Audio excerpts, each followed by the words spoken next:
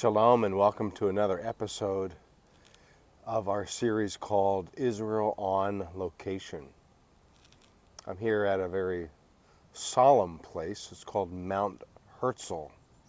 It's where many of the fallen soldiers are buried, as well as a few of the prime ministers. What we're going to do in this episode on location is to take a look at a few of the prime minister grave sites, and then some of the newly fallen soldiers from Gaza and from the north. It'll be a solemn time, but we want to interact a little with today's situation here in Israel. Thanks for joining us for this episode.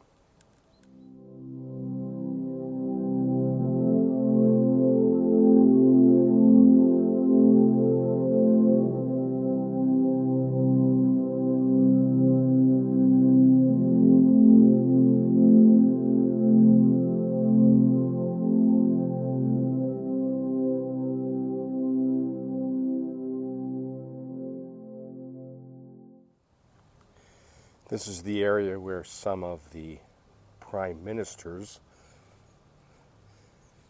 are buried. Let's take a look at some of them. Some of them are better known names.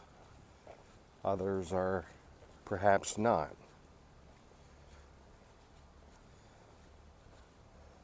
Yitzhak Shamir was the 7th prime minister.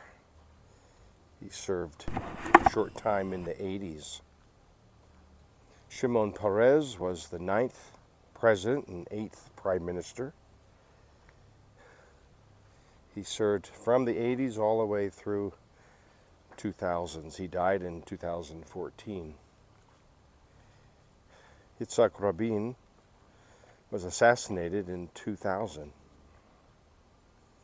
His grave is here, along with his wife.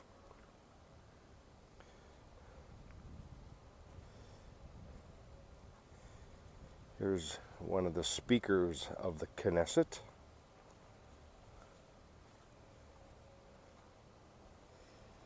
And one of my favorite, Golda Meir. She served as the 4th prime minister, 1969 to 1974.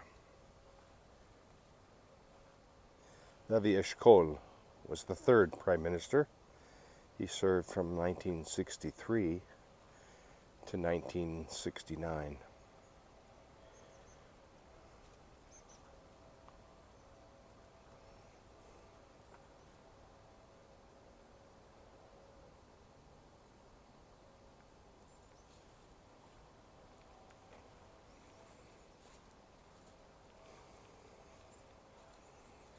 Teddy Kollek, I actually met him back in the 80s. He was the mayor of Jerusalem for almost 30 years, 28 years, from 1965 to 1993. Prime ministers played a very important role in the modern state of Israel. Let's go now to some of the newly fallen soldiers' graves down further below.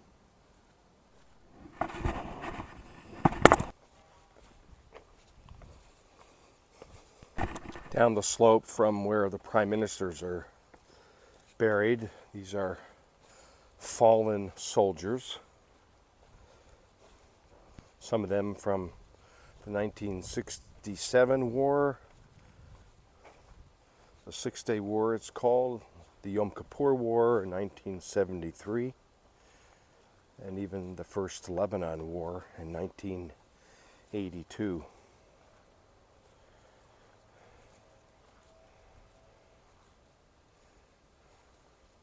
It's a solemn place to be here, knowing that these are soldiers who fell on behalf of the protection of their country.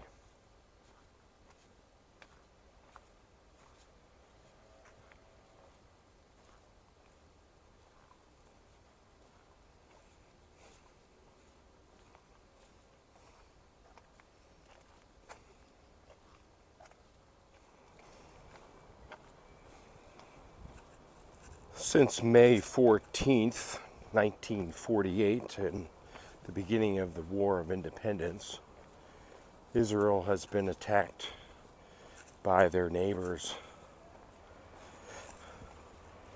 Ben-Gurion, who was the first prime minister of Israel, I often wonder if he would have anticipated all these conflicts that have occurred now here in Israel.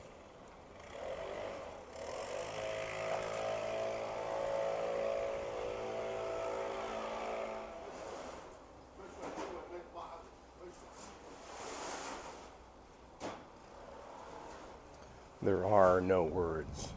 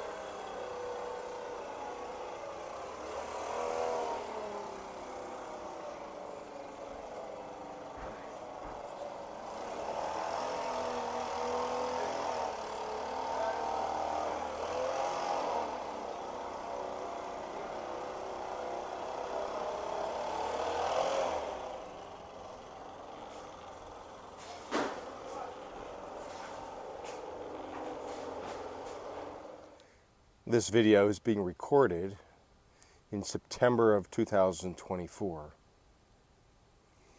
To date, about 700 soldiers have now fallen as a result of Hamas in Gaza and Hezbollah in the north and even in the territories Judea and Samaria. It's a solemn place, especially when seemingly the world continues to react against what Israel must do and is required to do, and that is to do their best to alleviate terror. Those who want Israel to be completely gone. It's a delicate situation, I know, within Israel, with the 100 or so hostages still. And yet all these fallen soldiers, the graves, even those new ones that were just being dug, it just grips your heart. And in full understanding of the sacrifice that they made on behalf of the country.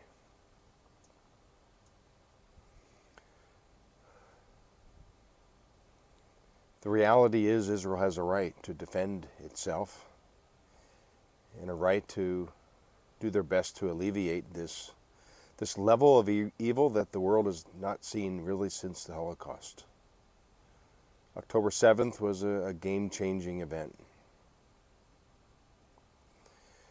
Now it is sad to me that the world, even including some in our country, do not support Israel in their right to defend themselves and their right to do what they need to do. These soldiers gave their lives in defense of the country. More will die, I'm sure. Israel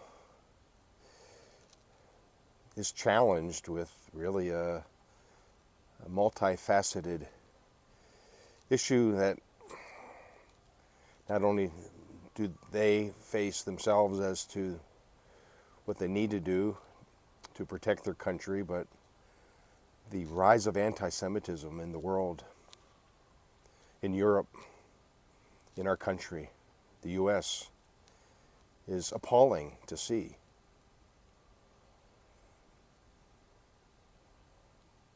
Anti-Semitism is really the root of what's behind all of this. And I pray for the peace of Jerusalem, and I invite you to do so as well. As we have seen the graves of prime ministers and soldiers from the various wars, and now these graves of newly fallen soldiers. May God protect the land of Israel, the Jewish people, and may somehow this evil, this radical idea of Israel doesn't have the right to even exist. This needs to end. Anti-Semitism needs to be confronted directly.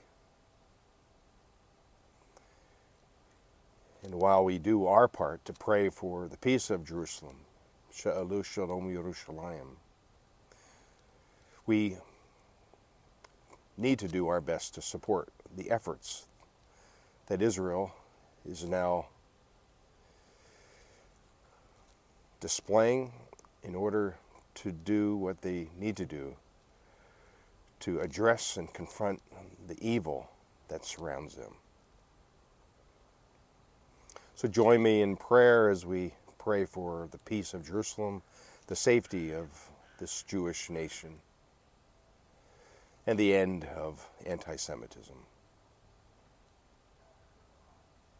Here on location at Mount Herzl.